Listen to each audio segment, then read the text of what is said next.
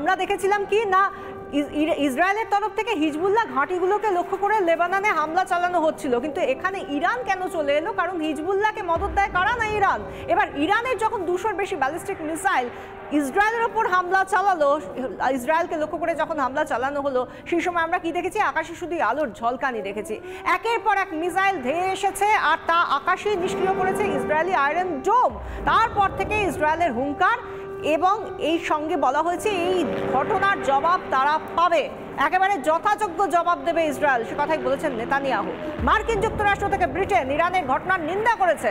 মার্কিন প্রেসিডেন্ট বলেছেন ইরানকে মোকাবিলা করতে ইসরায়েলকে সাহায্য করেছে মার্কিন সেনা।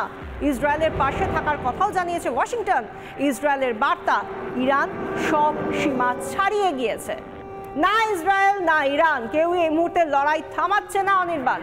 আর সেই সঙ্গে এই মুহূর্তে ইরানে যখন মদতপৃষ্ট হিজবুল্লাহ ঘাঁটি লক্ষ্য করে লেবাননে এয়ার স্ট্রাইক চলছে, এখনও এই মুহূর্তে দাঁড়িয়ে যখন অনির্বাণ তুমি আমি যখন কথা বলছি আকাশপথে হামলা চালানো হচ্ছে তখনও, এবং সেই সঙ্গে লেবাননের দক্ষিণে বহু মানুষকে নিরাপদ স্থানে চলে যেতে বলা হয়েছে কারণ এই এয়ার স্ট্রাইক হচ্ছে সেখানে। এই পরিস্থিতিতে যে কোনো মুহূর্তে বড় আকারে যুদ্ধের ডঙ্কা বেজে উঠতে পারে। শুধু ইরান বা ইসরায়েলে নয়, পশ্চিম এশিয়া, গোটা পশ্চিম এশিয়ায় সরাসরি আরও বড় সংঘর্ষে জড়াতে পারে ইরান এবং ইসরায়েল। নেতানিয়াহুর দেশ ইরানকে কি যোগ্য জবাব দেবে এরপর? এখন সব থেকে বড় প্রশ্ন এটাই, কারণ এখনো পর্যন্ত ইসরায়েল কিন্তু বলছে যোগ্য জবাব দেবে। কি জবাব দেবে সেটা এখনো বলা হয়নি। আর পাশে রয়েছে মার্কিন যুক্তরাষ্ট্র ও পশ্চিমী দুনিয়ার বড় একটা অংশ। তাহলে কি এরপর পরমাণু যুদ্ধের পথেই হাঁটবে ইসরায়েল? ইসরায়েল এবার সরাসরি হামলা চালাতে শুরু করছে, ভয়ঙ্কর হামলা। ইরানকে মুখের উপরে জবাব দেওয়ার জন্য, হিজবুল্লাহকে মুখের উপরে জবাব দেওয়ার জন্য সে হামলা সরাসরি চলছে বেইরুটে। লেবাননের ঠিক এই জায়গাটাতে, এই শহরটাতেই হিজবুল্লাহর মাথারা লুকিয়ে আছে। নির্দিষ্টভাবে এই খবর পাওয়ার পরেই সরাসরি এমন ভয়ঙ্কর হামলা চালানো হচ্ছে বেইরুটে, সেটা স্পষ্ট করে দিয়েছে ইসরায়েল। আইডিএফের পক্ষ থেকে বলা হয়েছে যে তাদের কাছে নির্দিষ্ট খবর আছে যে ঠিক এই এলাকাগুলোতেই, বেইরুটের এই জায়গাতেই ঘাঁটি গেড়ে আছে হিজবুল্লাহর একেবারে মাথা।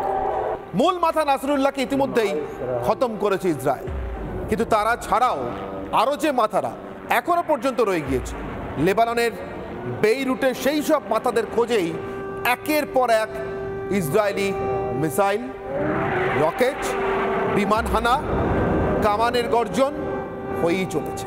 এই মুহূর্তে লেবাননের আকাশ বাতাসে কান পাতলে শুধু এমন বোমারু বিমানের গর্জন, সাইরেন আর বারুদের গন্ধ, এটাই ছেয়ে রয়েছে বেইরুটের আকাশ।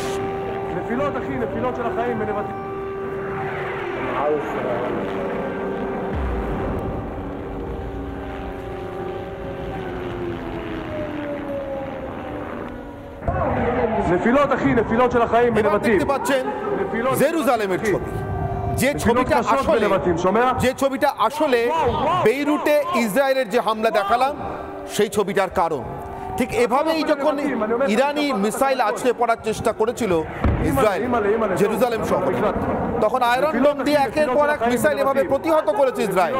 নিজেদের সুরক্ষিত করেছে, নিজের নাগরিকদেরকে আগাম সতর্ক করে বাংকারে ঢুকে যেতে বলেছে আয়রন ডোম দিয়ে, অর্থাৎ একটা অদৃশ্য লোহার চাদর বর্মের মতো গোটা ইসরায়েলের আকাশটাকে যেন আটকে রাখা হয়েছিল যত রকম ক্ষেপণাস্ত্র হয় তার সব রকম হামলা থেকে।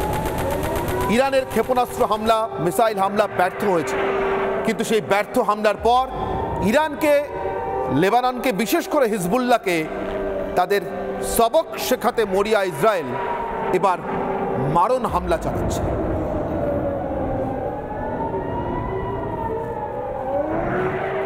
একদিকে আমরা দেখতে পাচ্ছি কিভাবে এই হামলা চালানো হচ্ছে ইসরায়েলের তরফ থেকে, যেভাবে এয়ার ডোম দিয়ে আমরা দেখলাম যে যেভাবে এগুলো আকাশেই এই 200টা ব্যালিস্টিক মিসাইল যা পাঠানো হয়েছিল ইরানের তরফ থেকে ইসরায়েলের মাটিতে যাতে আঘাত হানা যায়, কিন্তু সেগুলোকে ধ্বংস করা হয়েছে। কিন্তু ইরান কিভাবে ক্ষতি করার চেষ্টা করছে, বা ইরান এই যে আমরা বলছি যে আরও বড় সংকট বা আরও বড় যুদ্ধের আকার নিতে পারে এই গোটা সংঘর্ষটা এই মুহূর্তে দাঁড়িয়ে, ইরানও কিন্তু যেভাবে তারা বারবার প্রত্যাঘাত করছে সেই ছবিগুলো একটা একটা করে আমরা দেখাবো যে কিভাবে জেরুজালেমের আকাশ কিভাবে, এই যে আমরা দেখতে পাচ্ছি এইগুলো কিন্তু সাধারণ কোনো তারাবাতি নয় যেটা আমি দেখতে পাচ্ছি, এগুলো কিন্তু সমস্ত ব্যালিস্টিক মিসাইল কিভাবে জেরুজালেমের অন্ধকার আকাশ ভেদ করে কিভাবে একের পর এক ধেয়ে আসছে সেই ছবিগুলো দেখতে পাচ্ছি। সেই সঙ্গে কান ফাটানো সেই সাইরেনের শব্দ, যে শব্দ শুনে এই মুহূর্তে দাঁড়িয়ে বহু মানুষ তারা আজও এই মুহূর্তে দাঁড়িয়েও কাঁপছে। তেল আভিভে বাসে পর্যন্ত আগুন লাগিয়ে দেওয়া হয়েছে, সেই ছবি দেখতে পাচ্ছেন। দাউ দাউ করে জ্বলছে এই বাস, যেখানে ইরানের তরফ থেকে মিসাইল হামলা এবং সকাল থেকে আমরা বারবার বিভিন্ন বোমাবর্ষণের ছবি দেখিয়েছি, বিভিন্ন বোমাবর্ষণে কিভাবে গোটা এলাকা কেঁপে যাচ্ছে সেই ছবি দেখিয়েছি, আওয়াজ শুনিয়েছি, এবং এখন তেল আভিভে যেভাবে বাস জ্বালিয়ে দেওয়া হয়েছে সেই ছবিটাও দেখালাম, এবং সেই সঙ্গে জেরুজালেমের আকাশে কিভাবে হামলা চালানো হয়েছে ইরানের তরফ থেকে সেই ছবিও দেখালাম। আর ঠিক এখান থেকে আরো বেশি তীব্র হচ্ছে পরমাণু সংকট, আরো বেশি তীব্র হচ্ছে পরমাণু হামলার আশঙ্কা। যে মূল্য চোকাতে হবে ইরানকে, যে মূল্য চোকাতে হবে হিজবুল্লাহকে, সে মূল্যটা আসলে কি? পরমাণু হামলা কি? ঠিক এই জায়গাতে দাঁড়িয়ে আমাদের একবার দেখে নেওয়া দরকার ইরান এই মুহূর্তে ঘোষিতভাবে পরমাণু কেন্দ্র কোনগুলো।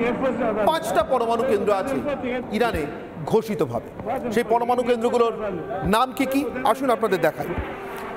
ফরদৌ ইরানের একটি পরমাণু কেন্দ্র, 5টির মধ্যে একটি হচ্ছে ফরদৌ। এগুলো ঘোষিত, অর্থাৎ আন্তর্জাতিক বিভিন্ন সংস্থার কাছে ইরান নিজেই ঘোষণা করে এই কেন্দ্রগুলোর নাম জানিয়ে রেখেছে, যেখানে তারা পরমাণু কার্যক্রম চালাচ্ছে। সেটা বিদ্যুৎ তৈরির কারণেই হোক, অর্থাৎ অসামরিক কারণে যেটা ইরান বলে থাকে, অথবা গোপনে সেই অসামরিক কেন্দ্রে সামরিক কারণে অর্থাৎ পরমাণু বোমা তৈরির চেষ্টাই হোক।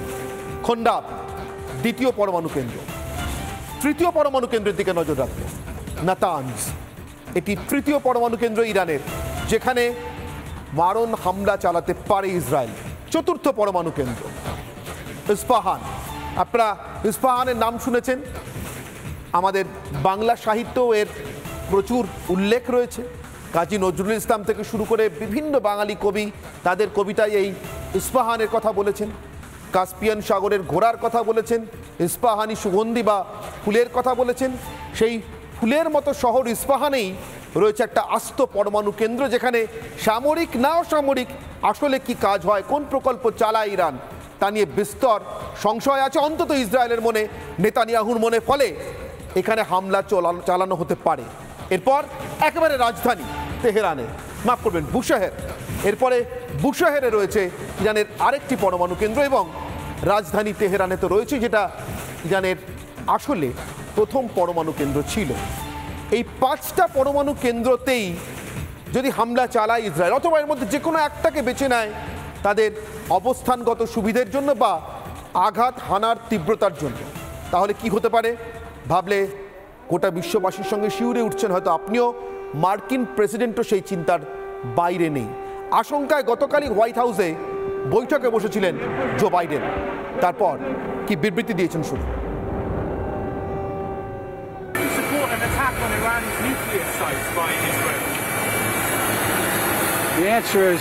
স্বাভাবিকভাবেই না, এই নিয়ে ইসরায়েলের সঙ্গে কথা বলবো।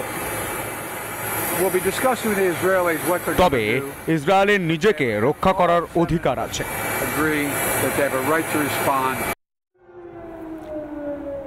বাইডেন যখন বলছেন ইসরায়েলের নিজেদেরকে অধিকার আছে, রক্ষা করবার অধিকার আছে, কিন্তু একই সঙ্গে পরমাণু হামলার বিরোধিতা করছেন।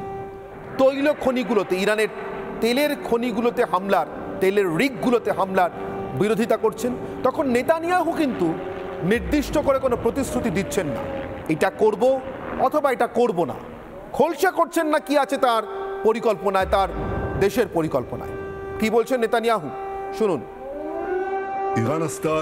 ইরান আজ একটি বড় ভুল করেছে, এর চরম মূল্য ওদের চোকাতে হবে। ইরানের এই মুহূর্তে শাসক বুঝতে পারছে না যে আমাদের কতটা ইচ্ছা শক্তি রয়েছে আর আমাদের শত্রুপক্ষের বিরুদ্ধে লড়াই করার কতটা ক্ষমতা রয়েছে। এর আগেও শত্রুরা বোঝেনি, নাসরাল্লাহও বোঝেনি, মহসেনও বোঝেনি। তেহরানে যারা রয়েছে তারাও বুঝতে পারছে না, তারা বুঝবে। আমরা আমাদের সিদ্ধান্তে অবিচল রয়েছি, আমাদের উপর যে আক্রমণ করবে আমরা তার উপর আক্রমণ করব। আমরা প্রায় 1 বছর হতে চললো দেখতে পাচ্ছি যে ইরানের সঙ্গে ইসরায়েলের সঙ্গে হামাসের যুদ্ধ শুরু হয়েছিল গত অক্টোবরে, সেই যুদ্ধ শুরু হয়েছিল। এখনো পর্যন্ত সেই যুদ্ধ তো চলছেই, পাল্টা এবার আমরা কি দেখতে পাচ্ছি না, এবার দেখতে পাচ্ছি এই যুদ্ধটা হামাসের সঙ্গে যত না ইসরায়েলের, তার থেকে অনেক বেশি ইরান বনাম ইসরায়েল হয়ে দাঁড়িয়েছে। আর এই জায়গা থেকে যে ইরানের ওপর সারা বিশ্ব তেল বা অপরিশোধিত তেলের জন্য অনেকাংশে নির্ভর করে থাকে, সেই জায়গা থেকে এই যে যুদ্ধ, এই যুদ্ধের জন্য আন্তর্জাতিক ক্ষেত্রে অর্থনীতির উপরে চাপ পড়তে পারে, এই আশঙ্কা উড়িয়ে দেওয়া যাচ্ছে না। তার কারণ এভাবে আমরা জানি যে বিশ্বের যে অপরিশোধিত তেল, সেই তেলের 1/3 আসে কোথা থেকে না, সরবরাহ হয় এই ইরান থেকে। এবং তার মধ্যে ওপেক যে দেশগুলো রয়েছে, সেই দেশগুলোর মধ্যে অন্যতম সদস্য ইরান। সেই জায়গা থেকে আরেকটা বিষয় রয়েছে, যেটা হলো কিনা হরমুজ প্রণালী, ওমান আর ইরানের মাঝে যে জায়গাটা, সেই জায়গাটা দিয়েই এই আন্তর্জাতিক স্তরে এই অপরিশোধিত তেল তা নিয়ে যাওয়া হয়, সরবরাহ করা হয়। যদি সেক্ষেত্রে এই যুদ্ধের কারণে যদি ইরান হরমুজ প্রণালী বন্ধ করে দেয়, তাহলে কিভাবে আনা হবে এই যুদ্ধের সময় তেল, সেই নিয়েই কিন্তু একটা বড় প্রশ্ন থেকে যাচ্ছে। আর এর মধ্যে ইতিমধ্যেই এই যুদ্ধ যখন চলছে, তখন জ্বালানির দাম বেড়েছে, বাড়ার আশঙ্কা ছিল, বাড়ছেও। একবার দেখাবো যে কি কি সংকট তৈরি হতে পারে আন্তর্জাতিক অর্থনীতির ক্ষেত্রে। যুদ্ধের উত্তাপ তেলে পড়ছে, বিশ্ব অন্যতম তেল সরবরাহকারী দেশ হলো ইরান। আপনারা প্রত্যেকেই জানেন ইরানের ওপর নির্ভর করে থাকে আন্তর্জাতিক স্তরের তেল, অপরিশোধিত তেলের সরবরাহ। যুদ্ধের আবহে তেল তোলা কমে গেলে তাহলে কি হতে পারে না, এরপর যেটা আমরা দেখাবো, অপরিশোধিত তেলের আরও দাম বৃদ্ধির আশঙ্কা হতে পারে। এবার যেটা বাস্তব পরিস্থিতি সেটাও দেখাবো, যে সম্ভাবনার কথা বলছি বা যে আশঙ্কার কথা বলছি, সেটাও কোথাও কোথাও সত্যি হচ্ছে। এই কদিনের যে যুদ্ধ শুরু হয়েছে তাতে করেই হচ্ছে। বুধবার গতকাল বিশ্ববাজারে বেড়ে গিয়েছে অপরিশোধিত তেলের দাম। যে আশঙ্কার কথা বলছিলাম তার বাস্তবায়নটা দেখুন। বুধবার ইতিমধ্যেই বিশ্ববাজারে তার দাম বেড়ে গিয়েছে।